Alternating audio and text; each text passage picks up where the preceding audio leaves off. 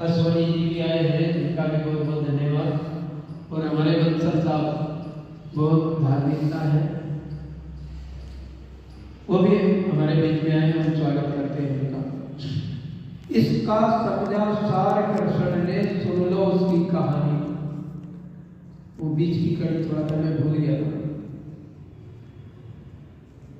तो इसके सार को समझा भगवान श्री कृष्ण ने। लोग उसे चोर बताते हैं और जाल बताते हैं।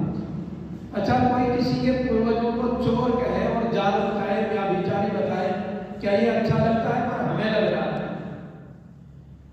रावत साहब जी का स्वागत करते हैं, धन्यवाद। हमारे मंत्री जी भी पधारे हैं। आज देखो, हम कृष्ण को जो महर्षि स्वामी दयानंद जी उसको आप्त पुरुष कहते हैं, जिसने संसार में कोई पाप नहीं किया।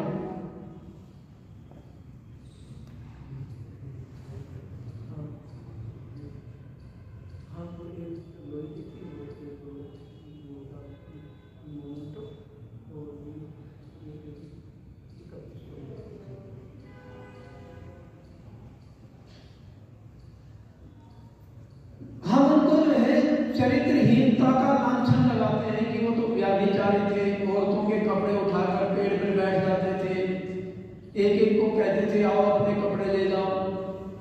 तो किस प्रकार का चरित्र दर्शाते हैं ये कथावाचक, और लोग जो है उनको सुनते हैं, हम सुनते हैं उनको बैठ करके, हमारे परिवार के लोग, बेटियां, इतने प्रकार की अभद्र टिप्पणी उनके ऊपर करते हैं कि शर्म को भी शर्म आती है, पर इन्हें लजवारों को शर्म नहीं आती। और हमें कहते हैं तो कृष्ण जी को मानते ही नहीं। अरे कृष्ण जी को सही रूप में मानता है तो आज समाज मानता है उनको। आप पुरुष लिखा महर्षि स्वामी दयानंद जी ने, जिसने जीवन में कभी कोई पाप ना किया। ऐसे भगवान कृष्ण को लांछन लगाते हैं। नंद बाबा के यहाँ 1.25 लाख गायें थी। नंद उसी को कहते हैं जिनके यहाँ 1 लाख से ज्यादा गायें होती, ये उपाधि होती है। 1 लाख गायें जिसके घर में, उसको उपाधि मिलती थी नंद। बहुत सारे नंद हुए। हम देखें तो अपने उपनिषदों के अंदर बहुत सारी कथाएं आती हैं, और भी बहुत सारे ग्रंथों में जो है गोपाल का नाम आता है, पर भगवान कृष्ण को गोपाल कहते हैं क्योंकि उनके जो बाबा थे, नंद बाबा, उनके यहाँ 1.25 लाख गायें थी। और जिनके घर में 1.25 लाख गायें हो, वो माखन चुरा करके खाए, ये तो बात जचती नहीं। कैलकुलेट करो, आप अगर 1.25 लाख में 50,000 भी गायें दूध देती होगी, और 50 भी ना लगाओ, 25,000 देती होगी। चलो 25 को भी छोड़ो, 10,000 गायें तो देती होंगी। 1.25 लाख में 10,000 गायें दूध, और वह 1-1 लीटर दूध भी देती होंगी, तो 10,000 लीटर दूध हो गया एक दिन का। और दोनों समय का लगाए तो 20,000 लीटर हो गया। मतलब उसको जो है चोरी करने की आवश्यकता है क्या? दूध की या दही की या माखन की या घी की? उसको जो है मनिहारे का भेष बनाया, शाम चूड़ी बेचने। और अभी मैं मजे की बात सुनाऊं आपको एक। मैं एक शादी में गया, मैं पूछ रहा था शाम से अभी 8-10 दिन हुए। ये हवेली है, हवेली में अपने दिल्ली रोड पर झांसी के और हिसार के बीच में वो टोल टैक्स, टोल प्लाजा से थोड़ा आगे निकल। तो मैं गया, वहां पर आकर्षण का केंद्र बना हुआ था एक लड़की जो थी, छोरी, वो चल रहा है लड्डू गोपाल, लड्डू गोपाल। और वो इतना आकर्षण का केंद्र बना, उसने सोने का बनवाया 2 करोड़ रुपए का। उसका वो पालना जो कुछ भी है, मतलब उसमें इतना लगा, इतना आकर्षण बना रखा था उसका कि वो 2 करोड़ रुपए का बना।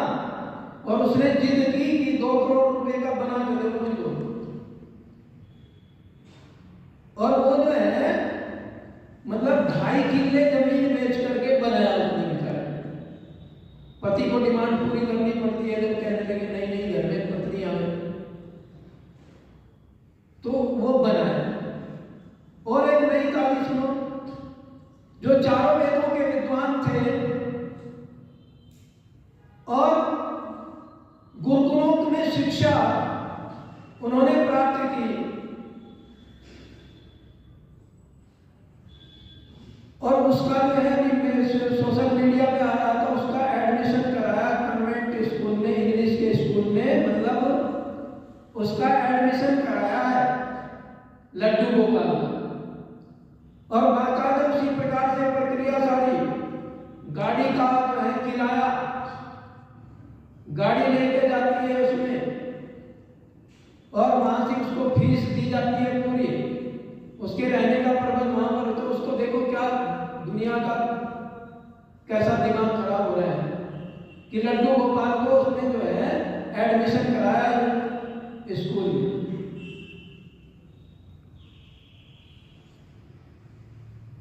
जो महर्षि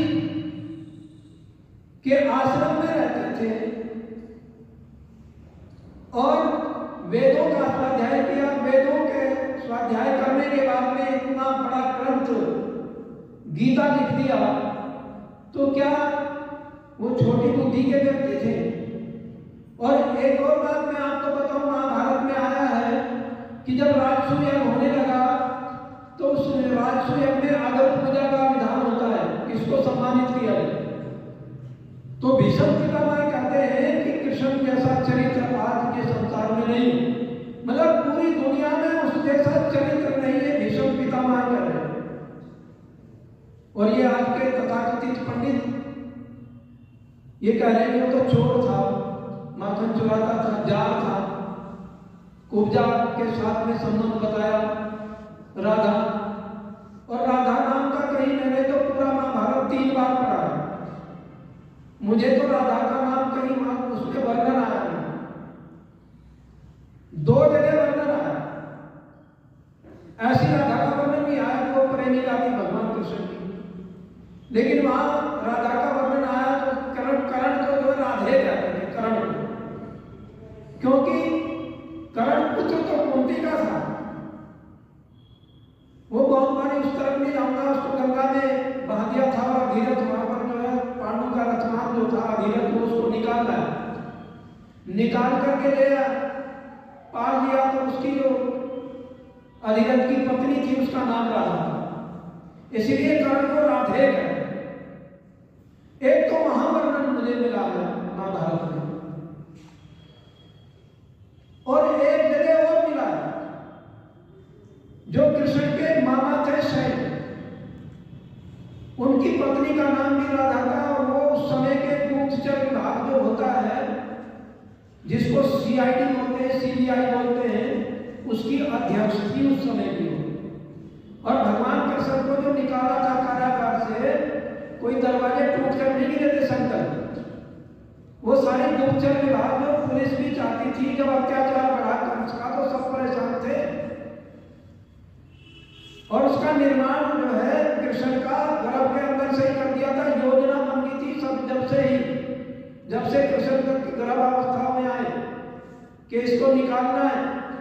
वहां के जो पहरेदार थे सारे दुखी थे कंस से, जो पुलिस विभाग था, जो सुरक्षा कर्मचारी थे, सारे दुखी थे, सारी प्रजा दुखी थी, इसलिए उसको निकालना चाहते थे, सब मिटाना चाहते थे, पर शक्ति उसके पास में थी, क्योंकि शक्ति, राज्य की शक्ति हो या शस्त्र की शक्ति हो, जब दुष्टों के पास में चली जाती है तो सज्जन लोग दुखी रहते हैं, और ये जब सज्जनों के पास चली जाती है राज सत्ता की शक्ति और शास्त्रों की शक्ति, तो फिर समाज सुख को प्राप्त होता है। तो इसलिए कृष्ण को वहां से निकलवाने में और नंद के यहां पहुंचाने में, और नंद के यहां कृष्ण जी की दूसरी जो मौसी थी, 2 पत्नियां थी वसुदेव, वो नंद के पास ही छोड़ रखी थी उन्होंने, जब वो कारागार में चले गए। तो नंद मित्र थे वसुदेव जी, बहुत बड़े मित्र थे, कितना रिस्क लिया उन्होंने, गंगा जमुना को पार किया और मथुरा से गोकुल तक लेकर के आए, बरसात में भादवे का महीना, और कितने जमुना उफंड रही है, और उस जमुना में तैर करके कृष्ण को लेकर के आए, और रात के पूरी समय में। तो कितना बड़ा, ये छोटा काम नहीं था, ये पूरे राजतंत्र का काम था, जो हमारा राजतंत्र सभी का सहभाग। आइए एक भजन और।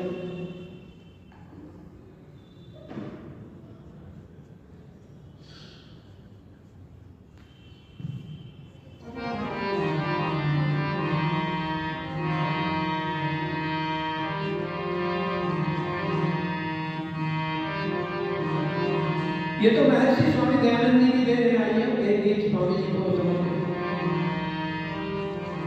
ऋषि आते जो यहाँ ऋषि आते जो यहाँ हम पार कैसे होंगे, हम पार कैसे होंगे। ऋषि आते जो यहाँ ऋषि आते जो यहाँ हम पार कैसे होंगे, हम पार कैसे होंगे। जिंदा तो थे जहाँ में जीने का हक नहीं था, जीने का हक नहीं था। हक अपना मांगने के, हक अपना मांगने के हकदार कैसे होंगे, हकदार कैसे होंगे।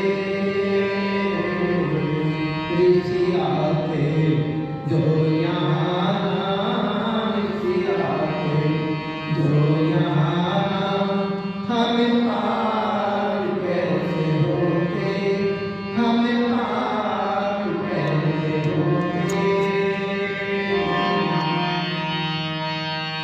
डाले हुए थे पग में प्राधीनता की बेड़ी, प्राधीनता की बेड़ी। डाले हुए थे पग में प्राधीनता की बेड़ी, परतंत्रता की बेड़ी। सपने स्वतंत्रता के, सपने स्वतंत्रता के साकार कैसे होते, साकार कैसे होते।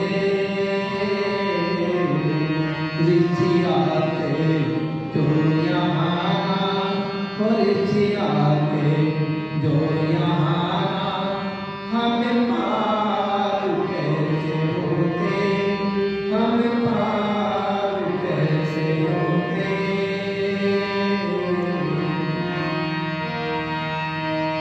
मथुरा में वृंदावन की होती ना मेहरबानी, होती ना मेहरबानी। मथुरा में वृंदावन की होती ना मेहरबानी, होती ना मेहरबानी। कर्मठ उस देवता के, कर्मठ उस देवता के दीदार कैसे होते, दीदार कैसे होते। ऋषि आते जो यहाँ हम पार कैसे होते, हम पार कैसे होते।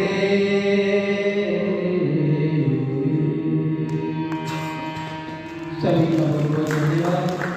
ऋषि पंडित हमें सत्य क्या है, सत्य क्या है, भक्ति का मार्ग क्या है, राष्ट्र को किस प्रकार से समृद्धशाली बनाया जाए, ऐसी कोई विधा नहीं छोड़ी जिस पर ऋषिवर ने प्रकाश में डाला हो। तो हमें ऋषिवर देव दयानंद के ऋण से उड़ीन होना है, वो भी उनके कार्य को आगे गति दे करके इन्हीं शब्दों के साथ वाणी को निर्मित इति ओम शब्द।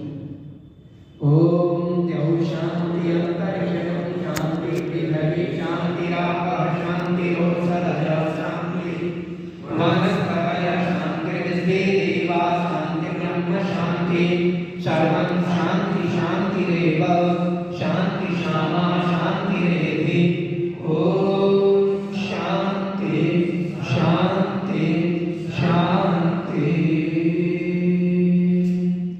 जो बोले सो है महर्षि देव दयानंद की, जगत गुरु विद्यानंद की, मर्यादा पुरुषोत्तम श्री रामचंद्र की, योगेश्वर भगवान श्री कृष्णचंद्र की, देश धर्म पर बलिदान होने वाले वीर वीरांगनाओं की, भारत माता की, गौ माता का, आर्य समाज, देश की ज्योति, ओम का झंडा, हमारा जय घोष श्रीमंतो विश्वनाथ ओंकार मंगल की।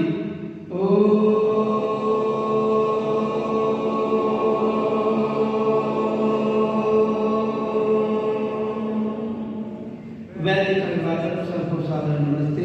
परमात्मा सबको सुखी रखे, स्वस्थ रखे, इन्हीं मंगल कामना